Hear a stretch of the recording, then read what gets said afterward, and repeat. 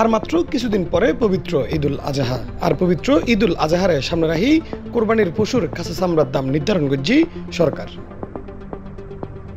সোমবার ৩ জুন দুপুরে সচিবালয়ত ঈদুল আজহা উপলক্ষে কাঁচা চামড়ার মূল্য নির্ধারণ সংক্রান্ত এক বৈঠক শেষে বাণিজ্য প্রতিমন্ত্রী আহসানুল ইসলাম টিটু এই দাম ঘোষণা করে।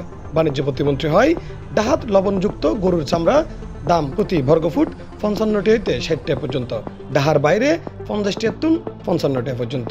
আমি মনে করি যে দামটা এবার ওনারা সাহস করে পার গরুর মূল্য ১২০০ টাকা দিয়েছে, এটা কিন্তু একটা সাহসী পদক্ষেপ। এবার কিন্তু আর ওই ইটা থাকতেছে না, পার স্কোয়ার ফিট কত মাপা টাপা না।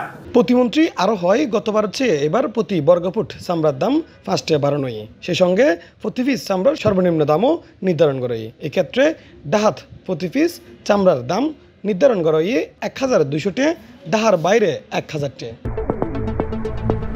ডাহাত প্রতি বর্গফুট লবণযুক্ত গরুর চামড়ার দাম ৬০ টাকা নির্ধারণ করা যা গত বছরের নির্ধারণ করা ৫০ থেকে ৫৫ টাকা। আর এবার ডাহার বাইরে প্রতি বর্গফুট লবণযুক্ত গরুর চামড়ার দাম ৫০ টাকা থেকে ৫৫ টাকা, যা গত বছর আছিল ৪৫ টাকা ৪৮ টাকা। প্রতিমন্ত্রী আরও জানায় গতবারের তুলনায় খাসির কাঁচা চামড়ার দাম ২.৫ টাকা বেশি এবং বকরির চামড়ার দাম ৬ টাকা বেশি ধরা হয়। এবার ঈদুত খাসির চামড়ার ক্রয় মূল্য প্রতি বর্গফুট ২০ টাকা ২৫ টাকা এবং বকরির চামড়া ক্রয় মূল্য ১৮ টাকা ২০ টাকা নির্ধারণ করা হয়। Desk news, C+, Chittagong.